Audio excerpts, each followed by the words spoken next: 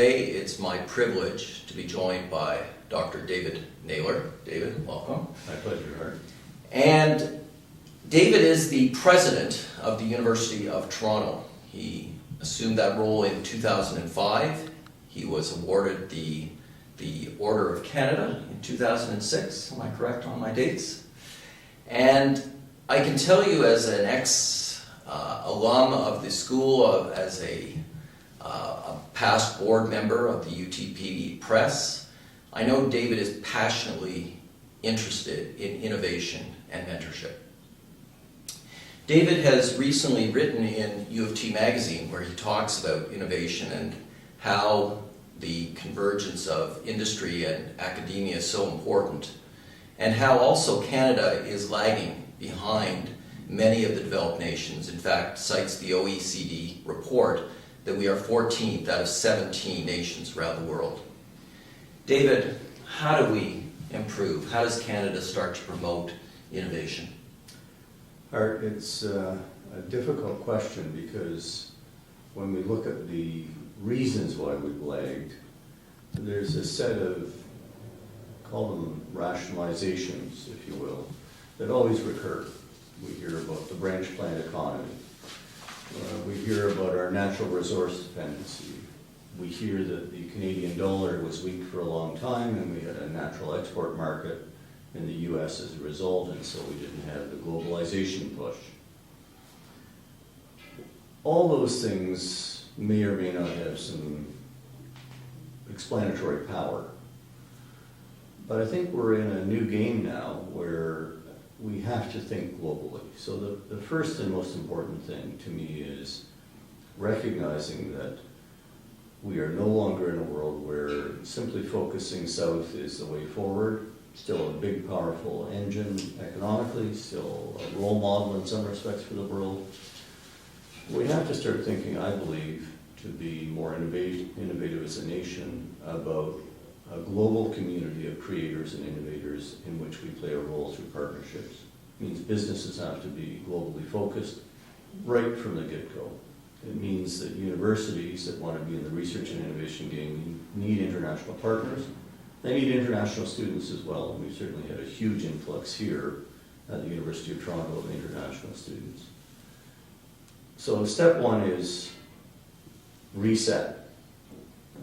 Get out of your boundaries, get out of your borders, start thinking about the bigger world.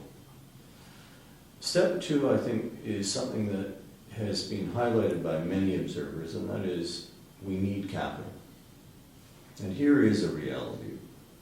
Relatively young country, a country where the concept of seed stage capital has been one that has bubbled, but we've not had the pools available that we needed, and where particularly follow-on financing frequently comes in from the US or even Europe. Soon we're going to start seeing it come from Asia. So we need to rebuild the venture capital system. We need seed stage financing. We need to be able to carry companies through, or else what will happen is what we've seen here at the university. Can spin out a company, get some legs, and then the legs take it down to California or Texas, and off it goes, which is a credit to the country. But boy, it would be nice to have that company grow and lead from Canada, spread its wings globally, but have the headquarters here and a lot of the research done here. The third thing that I think it comes to mind is something where governments really could play a role, and that is we have a cluttered landscape, Hart. We have a lot of buffers, brokers, some regional boondoggles, if I can be a little irreverent, where we really aren't disciplined about trying to align incentives and give a startup company or a university-based inventor a nice, clear landscape so they can navigate and find the right resources, be mentored, supported, and nurtured. The Mars ecosystem here with that giant incubation and convergence center near the university's St. George campus has been very helpful. But in general, you need an ecosystem. And if the ecosystem is in a network, that's fine, but then you need a map. You need navigation aids. I'm really pleased the federal government has grown the IRAP financing, that they have a concierge service that is going to stay scaled up. But boy, we need this landscape federally and provincially and municipally to be coordinated, decluttered. We need a map. And I think a lot of money is being spent that could be reeled back and used more effectively. You put some of those things together, you think about building the right ecosystems, cleaning up the landscape, aligning the incentives, giving startups and inventors a better roadmap. You think about making sure the capital is there to nurture them along and keep them at home until they've got enough muscle to really be out there in the world. And you think about this vision of always looking beyond the horizon to be global.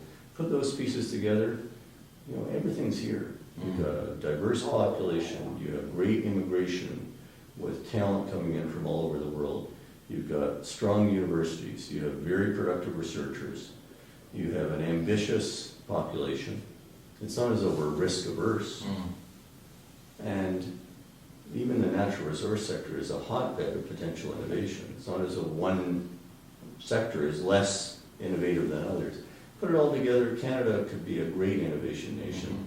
It's all fine-tuning. It's detailed work. It's not sexy. It's not fun. There's no quick fix.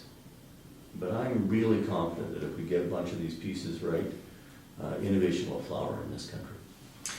David, you talk about, and I think you're absolutely on spot with regards to globalization and take down the boundaries and don't think small. And I've got to imagine that you have an ecosystem here within the university.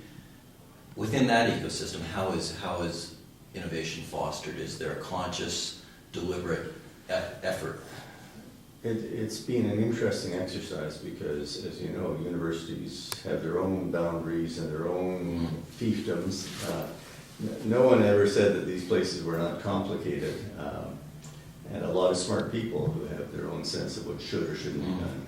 So we've done a lot of restructuring in our ecosystem, and also had, as I mentioned earlier, the huge benefit of Mars. You know, markers of output, that things have changed. Over the last 3 years, if you look at the rolling average of spin-out companies, the University of Toronto and hospital ecosystem has the fastest rate of growth in spin-outs of any university complex in North America. So we had a big change. 45 companies spun out in the last 2 years alone. These aren't, you know, a couple of kids with beanies and propellers doing apps. These are serious technology-based initiatives that have some legs and meet a certain threshold in terms of, you know, growth potential and IP. So we're getting it, if not right, better. What I think has been important for us is recognizing a few things. First, you do need to have seed stage capital locally, even if it's just a few $1,000s to help out a couple of students who want to start something. So we set up a little incubation system called uTest to help students who are interested in the engineering and computer realm. We've actually taken 2 iconic buildings, the Banting and Best buildings, named for the insulin discoverers, and repurposed them for innovation entirely. So they have commercialization entities, one focused on stem cells. They have a suite of small companies, many led by students, some by faculty, that are growing in a variety of areas of science and technology, many of them mentored by a brilliant serial entrepreneur who's also a chemistry professor, Cynthia Go. So Cynthia, on the one hand, wins prizes for her research, on the other hand, she mothers and mentors all these companies and has been the technology whiz behind 2 or 3 startups, one of which is going gangbusters right now. So you create a kind of local ecosystem, it helps. It also has been important for us to think about how we want to engage in the system of innovation. We used to be much more active in the so-called deal-making side. And we decided it's more important to get a culture of disclosure and innovation to foster the creativity at the early stage, but let the deal-making and the late-stage incubation be done outside. We've completely restructured for that purpose. We now have something called Mars Innovation, which is a consortium of multiple universities and the hospitals in this region. U of T and several of the hospitals catalyzed it. It's just been renewed by the federal government as a center of excellence for commercialization of research, so it's a major boost.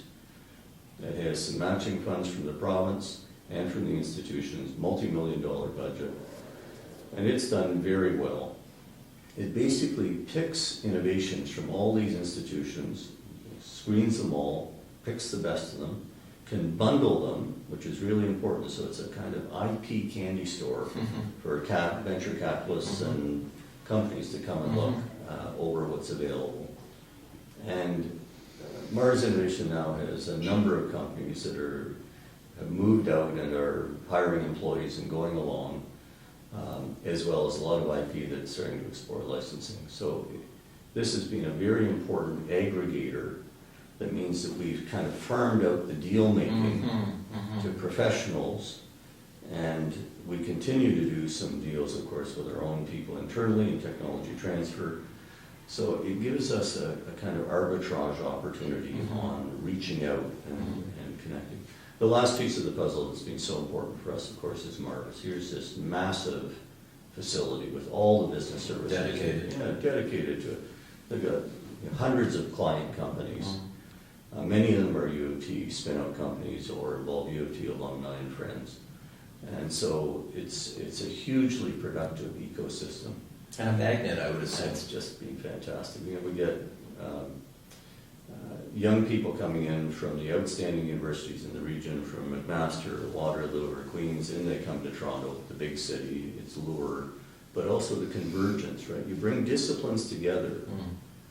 And exciting things happen. The big products and services and breakthroughs of the future are in many cases going to be about convergence of technology. And there's a U of T advantage, if I can say so, and the Canadian advantage, right? The country has a lot of institutions that are good at a lot of things and can bundle together people of diverse backgrounds to create the synergy The and sum the of innovation parts. that comes The sum of from parts. Sure. Right? Think of health. That's going to be wireless. It's going to be nanoscale technologies. It's going to be tissue engineering, so there's biology and engineering. It's going to be all kinds of changes in terms of really sort of cybernetics, bringing machines and biology together. And it will be reinvented around a whole series of disciplines that are quite different from the kind of humdrum biology model that prevailed when I went to medical school back about the time of the Boer War. It's an incredibly exciting time to be in some of these major hubs of innovation in this country. Back to what I said earlier, Canada is going to thrive in this field. Part of it is just, standing back, cleaning up the landscape, getting some capital in play. So much is happening here, Hart. It's been very exciting, and I'm very optimistic about the future.